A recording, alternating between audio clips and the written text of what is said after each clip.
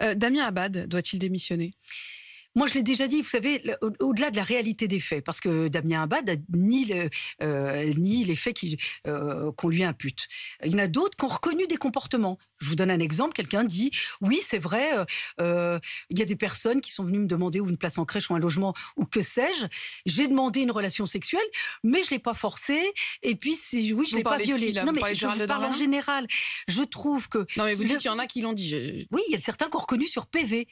Mais on dit, comme il n'y a pas eu viol, donc c'est classé. Moi, ce qui me frappe, vous savez, moi j'ai mis en cause Monsieur Legendre, qui est un député. Pourquoi ? Parce qu'il y a eu des faits de harcèlement sexuel et moral qui ont été dénoncés.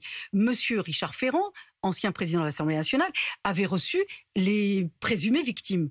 Il leur a même dit, si vous avez besoin d'un avocat, nous le paierons.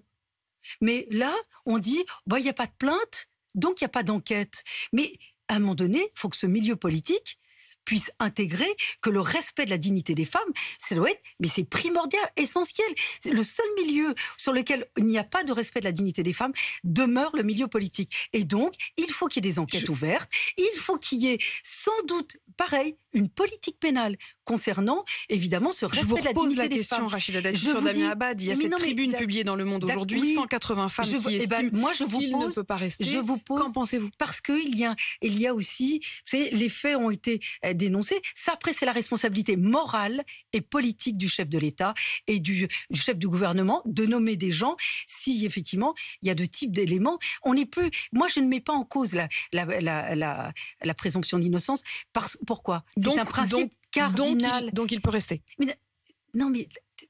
Arrêtez de faire semblant de pas comprendre. Non, mais Rachida, c'est vous qui faites semblant de pas comprendre. Non, moi j'ai très bien compris. Je veux vous dire, c'est un combat que je mène depuis très longtemps. Je le sais bien. Mais là, je vous pose des sujets qui m'ont touché de très près. Et moi, je veux vous dire, la dignité des femmes, les atteintes à l'intégrité des femmes, les violences sexuelles et les violences conjugale, je veux dire, c'est un combat que je mène depuis que j'ai l'âge. Non, bien sûr, et heureusement, je mène ça depuis que j'ai 10 ans. Parce que j'ai vu des choses. Et donc, si je suis là aujourd'hui devant vous, c'est un combat que j'ai mené également à titre personnel, pour avoir une liberté, une autonomie, et que je refuse évidemment toute forme de violence. Mais ce milieu n'accepte pas encore, évidemment, de respecter la dignité des femmes. Il faudra, à un moment donné, en prendre conscience. Et que ce gouvernement n'en prenne pas conscience, moi, ça me choque. Et je suis choquée, comme d'ailleurs beaucoup de Français. Donc vous êtes... Sans remettre en cause, parce qu'on fait des confusions.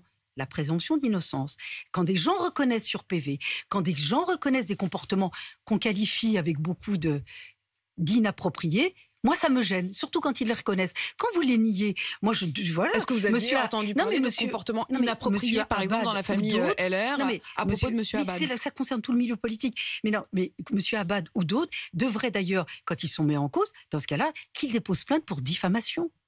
Parce que pour atteinte à leur probité. Mais ils devraient le faire.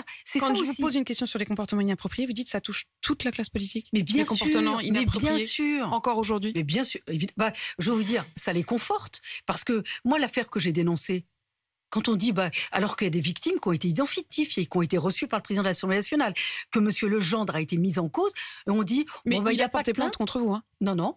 J'attends. Non. Mais justement, il a dit qu'il portait plainte. Il l'a pas fait. Il l'a pas fait. Voilà, c'est pour ça que je dis, quand ils sont mis en cause, vous considérez que le fait qu'il ne l'ait pas fait, c'est déjà... Il devrait le faire. Mais il y a des éléments probants quand même. Et donc, moi, je dis qu'à un moment donné, il faudrait qu'il y ait des enquêtes ouvertes.